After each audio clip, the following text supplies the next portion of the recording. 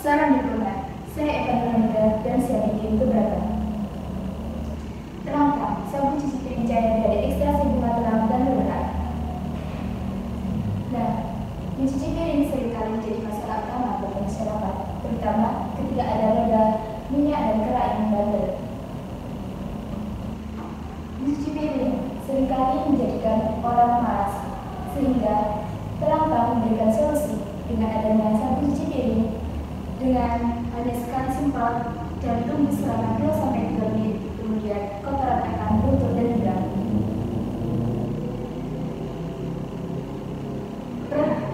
Perusahaan Terangkan memiliki struktur organisasi yang ada CIO, marketing manager, kemudian production manager dan finance manager.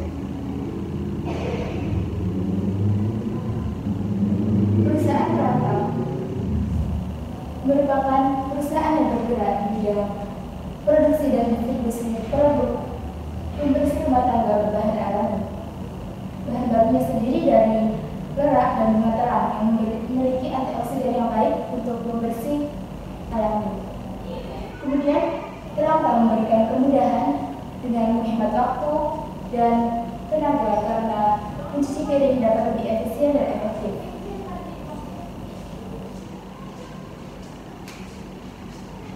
Untuk value proposition Terangkan memiliki kelebihan hanya dengan sekali menggosok maka kotoran akan hilang. Kemudian untuk key activities, Terangkan sendiri mengelola rantai pasok dengan baik sehingga Terangkan akan selalu memastikan ketersediaan produk. Kemudian untuk key research, perusahaan Terangkan mengelola strategi dan hubungan baik dengan pelanggan sehingga dapat memberikan loyalitas kepada pelanggan. Kemudian untuk key partnership, perusahaan Terangkan bekerja sama dengan pelanggan lokal untuk mendapatkan bahan baku untuk pembuatan cuci piring. Kemudian untuk revenue stream, Terangkan memiliki penjualan secara langsung baik secara online maupun offline. Untuk secara online bisa ditemui di marketplace. Untuk yang secara offline bisa di retail seperti minimarket maupun supermarket terdekat. Nah, untuk perusahaan Terangkan juga menyediakan menjual dalam jumlah yang besar kepada usaha kuliner dengan harga yang khusus untuk pembelian yang banyak. Nah, kemudian untuk subscription model, perusahaan Terangkan menawarkan sejumlah paket apabila konsumen berlangganan. Kemudian perusahaan Terangkan juga mengadakan workshop mengenai cara untuk mencuci piring secara ramah lingkungan. Kemudian perusahaan Terangkan bekerjasama dengan acara maupun organisasi sehingga dapat menumbuhkan dan meningkatkan visibilitas merek dari Terangkan sendiri.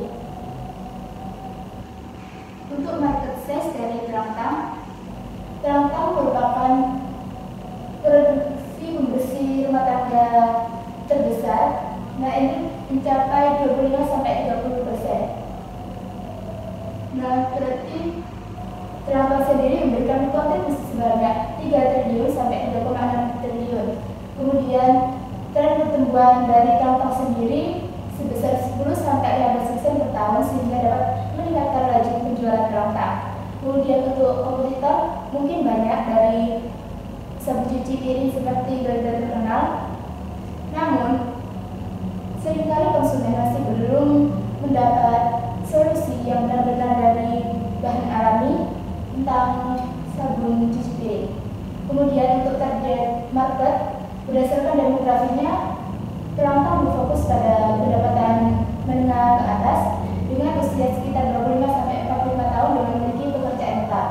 Nah, kemudian untuk grafinya sendiri, perusahaan Terangkan berfokus pada wilayah yang dengan penduduk padat dan besar seperti Jakarta, Surabaya, dan Bandung, di mana konsumen tersebut lebih terbuka terhadap inovasi yang ada. Kemudian untuk psikografi, perusahaan Terangkan memilih individu yang lebih mengedepankan tentang penggunaan bahan alami dalam kehidupan sehari-hari. Kemudian untuk perilakunya konsumen itu lebih dari generasi Z kemudian ada dari generasi milenial karena mereka itu tertarik pada inovasi yang terbaru. Kemudian untuk strategi pemasaran terampang sendiri, yaitu menurut produk, sabun cuci terampang ini mudah digunakan karena hanya sekali semprot tanpa menggosok, jadi menjadikan pemakai lebih hemat waktu. Kemudian untuk price, harga yang ditetapkan dalam satu botol terampang dengan ukuran 500 ml itu dengan harga berkisar Rp30.000. Kemudian untuk penjualannya sendiri, perusahaan terampang itu langsung tertuju kepada online maupun offline, dapat ditemui di marketplace maupun retail. Kemudian untuk promosi sendiri, perusahaan terampang bekerja sama dengan influencer untuk mengenalkan produk ramah lingkungan tersebut. Dan untuk analisisnya sendiri, berdasarkan kekuatan, produk ini memiliki menggunakan bahan yang alami, kemudian dapat memberi kemudahan karena tidak perlu menggosok. Untuk kelemahannya dari produk ini masih belum dikenal luas di pasar dan harga yang agak tinggi. Kemudian untuk peluangnya, dengan adanya kesadaran masyarakat tentang produk ramah lingkungan menjadikan produk ini sangat memiliki peluang untuk dibeli oleh konsumen. Kemudian untuk permintaan produk ini juga terus tumbuh karena adanya peningkatan inovasi. Kemudian untuk persaingan dari merek yang besar sedangkan itu menjadi keterlambatan dan fluktuasi harganya juga menjadi keterlambatan sendiri bagi perusahaan terampang. Untuk HPP dari biaya produksi terampang sendiri berkisar sebesar Rp19.750, di mana diperoleh dari biaya pembuatan dari terampang sendiri. Kemudian untuk harga jual dari terampang ditetapkan dari margin keuntungan sebesar 50% dari HPP, di mana 19.750 dikali dengan 1,5 diperoleh Rp29.625, dan di mana dibulatkan menjadi Rp30.000 dalam per botol 500 ml. Untuk margin keuntungan sendiri diperoleh sebesar Rp10.250 per unit. Kemudian untuk break even point dari terampang sendiri itu sebesar 976 unit, di mana perusahaan harus menjual lebih dari 976 unit untuk memperoleh impas. Kemudian untuk laporan laba rugi, di mana tahun pertama mendapatkan pendapatan sebesar 45 juta dengan total biaya produksi sebesar 39.625.000, kemudian mendapatkan laba bersih sebesar 5.375.000. Kemudian untuk tahun kedua diperoleh pendapatan sebesar 49.500.000 dengan total biaya produksi sebesar 42.597.500.000. Kemudian laba bersihnya sendiri diperoleh sebesar 6.912.500. Untuk tahun ketiga sendiri memperoleh pendapatan sebesar 54.450.000 dengan total biaya produksi sebesar 46.550.125 dengan laba bersih sebesar 7.889.875 rupiah. Kemudian untuk investasinya sendiri, di mana pengadaan bahan baku dalam 3 bulan sebanyak 90 juta rupiah, di mana pembelian bunga telang, kering, torak, cuka putih, dan mie esensial. Nah, untuk pengadaan peralatan produksi diperoleh sebesar 50 juta rupiah, di mana untuk pembelian alat untuk memproduksi dari sabun cuci tersebut. Kemudian untuk biaya pemasaran awalnya sendiri itu sebanyak 1000 unit, di mana diperoleh biaya sebesar 5 juta dengan pembuatan botol semprot dan kemasan lain seperti kardus atau packaging lainnya. Nah, kemudian untuk pengembangan desain dan branding sendiri diperoleh sebesar 10 juta dimana untuk pembuatan label dan branding. Nah, untuk biaya pemasaran dan promosinya kita habis sebesar 15 juta, dimana digunakan untuk biaya promosi dan distribusi tersebut. Untuk biaya operasionalnya selama 3 bulan sebesar 30 juta dengan meliputi biaya gaji, sewa, dan utilitas yang sudah diterapkan. Nah, untuk proyeksi pengembalian investasi sebesar 6,73%, di mana nilai tersebut merupakan tren positif.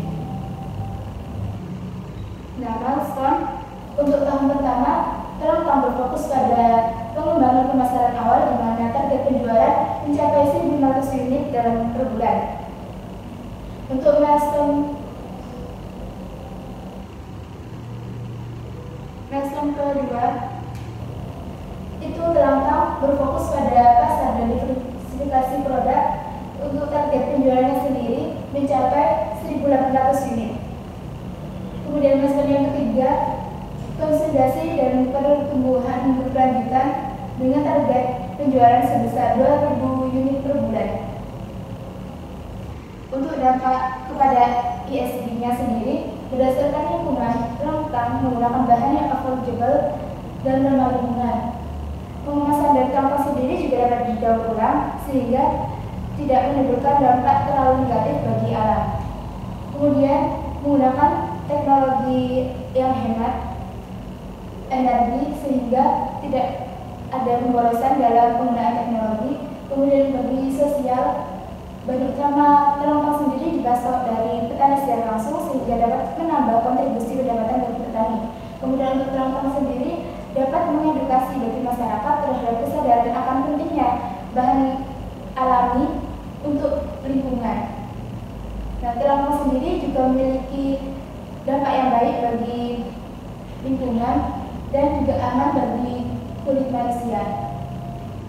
Untuk governance, perusahaan juga patuh terhadap regulasi dan standar lingkungan yang berlaku. Kemudian perusahaan mengimplementasikan kebijakan yang transparansi dalam kegiatan rantai pasok, dan perusahaan melakukan pendekatan etika bisnis dengan sangat ketat, baik itu dalam memastikan upah yang adil bagi para pekerja dan menerapkan anti korupsi bagi operasional bisnis.